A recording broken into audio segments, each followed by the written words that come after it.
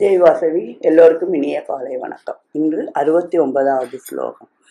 நாசதஸ்மான் மனுஷ்யேசு கஷ்டின்மே பிரியகிருதமக பவிதா நாசேமய தஸ்மாதன்யக பிரியதரோ புவி.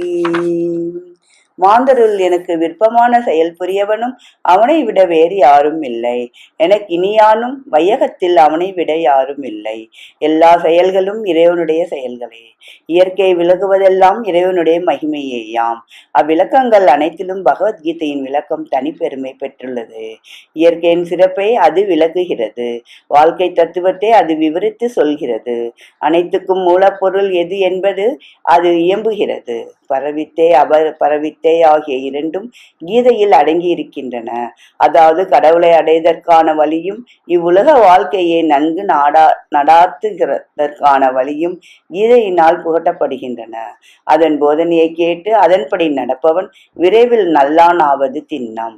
அதுவே தக்கார்கிடையில் கீதா தத்துவத்தை புகட்டுவதற்கொப்பான செயல் வேறு எதுவும் இல்லை. அப்படி புகட்டுபவனை போன்று கடவுளுக்கு சொந்தமானவனும் வேறு யாரும் இல்லை.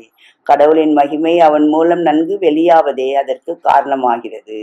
வீட்டு கூரையின் மேலிருந்து விழும் மலை ஜலம் புலித்தலை போன்று குழாயின் மூலமாக கீழே தரையில் விழும்போது பார்வைக்கு புலித்தலையின் என்றும் விழுவதாக தோன்றினாலும் வாஸ்தவத்தில் அது ஆகாயத்திலிருந்து விழுகிறது.